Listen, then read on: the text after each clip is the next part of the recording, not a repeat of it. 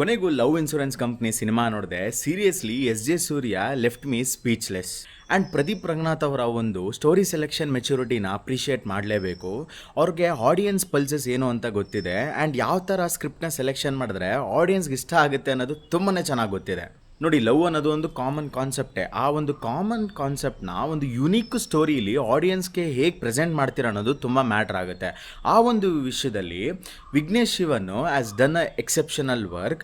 Because ಅವರ ಒಂದು creativity, writing ಮತ್ತು ಡೈರೆಕ್ಷನು ನನಗೆ ತುಂಬಾ ಇಷ್ಟ ಆಯಿತು.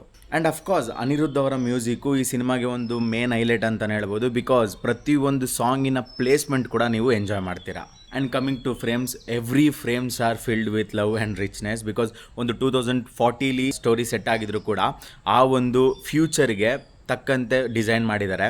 And VFX, graphics all over ತುಂಬಾ ಚೆನ್ನಾಗಿತ್ತು. ಆ್ಯಂಡ್ ನೋಡೋದಕ್ಕೂ ಕೂಡ ತುಂಬ ಕಂಫರ್ಟಬಲ್ ಆಗಿತ್ತು. And it felt like a quality visuals. Because ಏನಕ್ಕೆ ಅಂತಂದರೆ ಎಲ್ಲೂ ಕೂಡ ಕಾಂಪ್ರಮೈಸ್ ಆಗಿಲ್ಲ ಅನ್ನೋದು ತುಂಬ ಚೆನ್ನಾಗಿ ಗೊತ್ತಾಗುತ್ತೆ. ಆ್ಯಂಡ್ ಮೋರ್ ಓವರ್ ಆಡಿಯನ್ಸ್ನ ಎಂಗೇಜ್ ಮಾಡೋದಕ್ಕೆ ಟ್ರೆಂಡಿಂಗ್ ಆದಂಥ ಮೀಮ್ಸು ಮತ್ತು ಸೌಂಡ್ಸ್ ಏನೇನಿದೆ ಅದನ್ನೆಲ್ಲ ತುಂಬ ಚೆನ್ನಾಗಿ ಮಿಕ್ಸ್ ಮಾಡಿಕೊಂಡು ಯೂಸ್ ಮಾಡಿದ್ದಾರೆ. And coming to story line, phone ಇಲ್ಲದೆ ಜೀವನನೇ ಮಾಡೋಕ್ಕಾಗಲ್ಲ ಅನ್ನೋರು ಒಂದು ಕಡೆ ಆದರೆ, ಫೋನ್ ಇಲ್ಲದೆ ಜೀವನನೂ ಮಾಡ್ಬೋದು ಅನ್ನೋದು ಒಂದು ಕಡೆ. ಸೊ ಈ ಎರಡು ಕ್ಯಾಟಗರಿ ಮಧ್ಯದಲ್ಲಿ ನಡೆಯೋ ಒಂದು ಕಾನ್ಫ್ಲಿಕ್ಟ್ ಇದು. ಆ್ಯಂಡ್ ಮೋರ್ ಓವರ್ ಅದಕ್ಕೊಂದು ಒಳ್ಳೆ ಬ್ಯಾಕ್ ಸ್ಟೋರಿ ಇದೆ, ಒಂದು ಒಳ್ಳೆ ಮೆಸೇಜ್ ಕೂಡ ಇದೆ. ಫಸ್ಟ್ ಹಾಫ್ ಖಂಡಿತವಾಗ್ಲೂ ತುಂಬ ಎಂಗೇಜಿಂಗ್ ಆಗಿದೆ. ಬಟ್ ಸೆಕೆಂಡ್ ಹಾಫ್ ಅಂತ ಬಂದಾಗ ತುಂಬ ಯಾಕೋ ಎಮೋಷ್ನಲಿ ಸ್ಲೋ ಅಂತ ಅನಿಸುತ್ತೆ. ಬಟ್ ರಿಯಲಿ ಪ್ರತಿಯೊಂದು ಕ್ಯಾರೆಕ್ಟರ್ಸ್ ಕೂಡ ನಿಮ್ಮನ್ನ ಎಂಗೇಜ್ ಮಾಡುತ್ತೆ. And throughout the cinema Anirudh ಅವರ ಮ್ಯೂಸಿಕ್ ನಿಮ್ಮನ್ನ ಕ್ಯಾರಿ ಮಾಡುತ್ತೆ, ದಟ್ಸ್ ಫಾರ್ ಶ್ಯೂರ್. ರೀಸೆಂಟಾಗಿ ನಾನು ನೋಡಿದಂಥ ಸಿನಿಮಾಗಳಲ್ಲಿ ಇದು ವರ್ತ್ ವಾಚ್ ಅಂತಲೇ ಹೇಳ್ಬೋದು.